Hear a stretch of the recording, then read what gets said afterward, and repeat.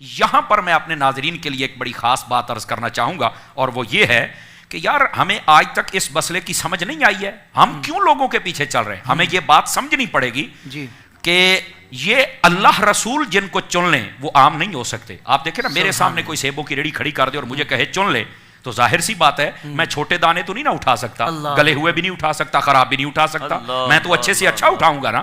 تو اگر میں انتخاب کروں، میں چنوں تو وہ سب سے اچھے ہوں، تو جن صحابہ کو خدا نے چنا ہے بتائیے وہ صحابہ کتنی عظمتوں والے ہیں۔ تو لوگوں کو اگر یہی بات سمجھ آ جائے تو مسئلہ حل ہوتا ہے۔ علامہ صاحب تو اس صراط الذین انعمت علیہم کی تفسیر میں بھی صحابہ کرام صف اول میں ہیں۔ بالکل بالکل، یہ جتنے جنتی لوگ ہیں، ایمان والے لوگ ہیں، یا جن لوگوں کی تعریفات کی گئی ہیں، ان کی جب بھی ذکر ہوگا تو صف اول میں صحابہ کرام اور اہل بیت کا ذکر آئے گا۔ سبحان اللہ، یہ بات یاد رکھ لیں۔ اور بات. یہ حدیث شریف ابھی مکمل نہیں ہوئے، اس حدیث شریف میں بڑا لطف ہے۔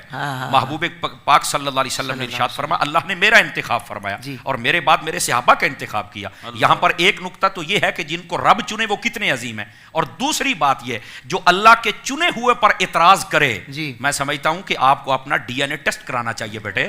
اللہ، بس میں اتنی بات ہی کروں، آگے نہ وضاحت کروں تو تجھے پتہ چل جائے گا۔ تو میں یہ بات اس لیے کر رہا ہوں، جن کو اللہ چنے تو اعتراض کرتا ہے، اللہ کی پسند پر اعتراض کرنے والے تو انسان کہلوانے کے لائق ہی نہیں ہے۔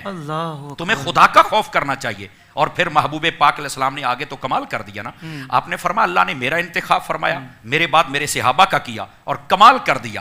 آپ فرماتے ہیں وَاخْتَارَ لِي مِنْهُمْ أَرْبَعًا، یہ جو چنے ہوئے تھے نا، ان میں سے پھر 4 چن کے مجھے عطا فرما دیے، جن کو ہم حق 4 یار کہتے ہیں۔ میرا خیال ہے تفضیلیوں پر تو یہ ایٹم بم اور گر گیا ہے، اور یہ حدیث شریف سے گرا ہے، میں نے تو اپنی طرف سے نہیں کہا نا۔ اب لوگ ہمیں کہتے ہیں کہ تم یہ نئی باتیں کرتے ہو، امام احمد رضا کو کہتے تھے کہ تم نئی باتیں کرتے ہو۔ امام احمد رضا خان علیہ الرحمۃ الرحمٰن نے کوئی نئی بات نہیں کی، بلکہ جو باتیں موجود تھیں وہ لا کے لوگوں کے سامنے بیان کر دی۔ اور یہی بات حضرت عطار کی ہے، انہوں نے کوئی نئی بات نہیں کی ہے، بلکہ جو باتیں تھیں ان کو لا کے لوگوں کے سامنے رکھ دیا ہے۔